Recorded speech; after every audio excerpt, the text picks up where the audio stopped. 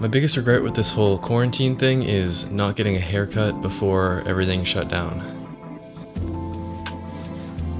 There we go, problem solved. Hey guys, how's it going? Today I am talking about how you can improve your YouTube production quality, just the overall look and feel of your YouTube videos, how you can make them sort of be more professional and stuff like that. Now, I'm not trying to say I'm like the leading authority on nice YouTube videos, but I like the way my YouTube videos look, and judging by some of your comments, some of you guys do too. And I do occasionally get questions asking like, what mic do you use, and like, how can I make my videos look nicer and things like that. So today I'm going to be addressing some of that. Now, the biggest sort of misconception I think is that you need really nice equipment to have a really nice quality video. And that's somewhat true, but not entirely. I mean, I am using a nice camera and a nice microphone and decent lights, so I don't know, it's hard for me to talk. But even if you're just recording your YouTube videos on your phone, you can still greatly improve the way it looks. So the first thing I want to talk about is audio quality. Now, audio quality is probably the single most important thing about your production value, especially in a video like this where I'm talking to you. In order for this video to be helpful, it's important for you to hear the things I'm saying. And if that's coming out of a low quality microphone, then it just makes the whole experience worse for everyone. Now, my microphone is right here. I'm gonna pick it up so you might hear some noises. So this is my Rode Videomic Pro Plus. It's a directional shotgun microphone, which means it only picks up sound from one direction, so wherever you point it at. So as you can see right now, it's picking up my voice properly. But if I turn it this way, then you don't hear me as well. The reason I'm bringing up my mic is not to tell you to buy a really expensive microphone, but more so that your microphone placement is very important, because this microphone is designed to sit on the top of the camera, which would be about an arm's length away from where I'm sitting right now. And instead, the mic is right out of frame, right there, and it's about just under a foot away from my mouth rather than,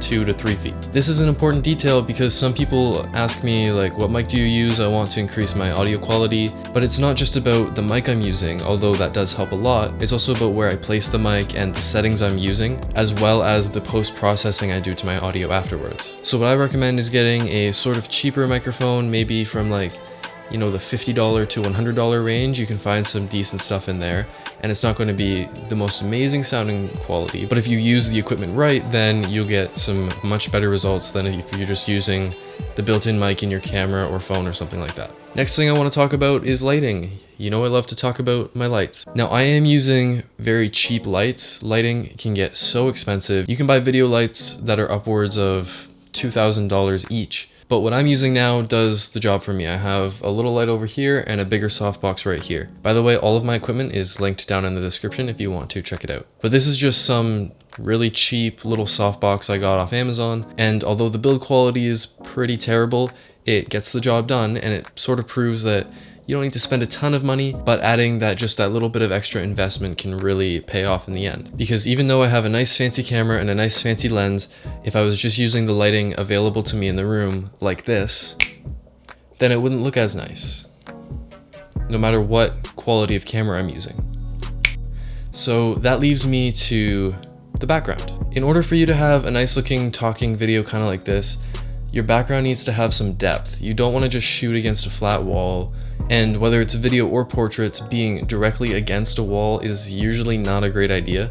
Usually when I take photos of people in like groups and stuff, they want to line up next to a wall or something like that, and they always line up right against the wall, and my first thing that I say is take 3 or 4 steps towards me and just get away from the wall, because when you have this separation, you get some depth of field. And as you can see, even though I'm at a wide angle at f4, you still get some background separation. It's like over here and back here, it's a little blurrier, and I'm sharp, which means I stand out in the image. So the background helps to add to the total image rather than sort of distracting you from me and what I'm saying.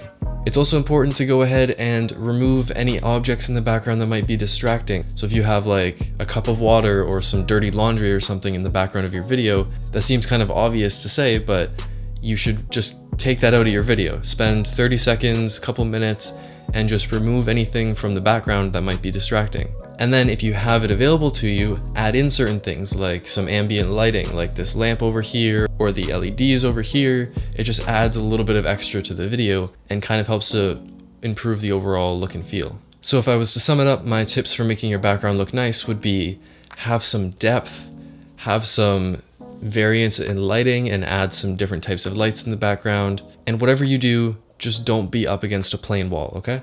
So I think that wraps up all my tips for you to improve your video quality. Hopefully I answered some of your questions and anything like that. If you have some more questions, or maybe you have your own tips for how to improve your video quality, leave them in the comments below. I do read all my comments, so even if I don't necessarily respond, just know that I did see your comment. But yeah, that is about it. Thank you guys for watching. I will see you in the next one. There will be lots of content coming soon, hopefully. Peace out. What was that? I don't know. Bye.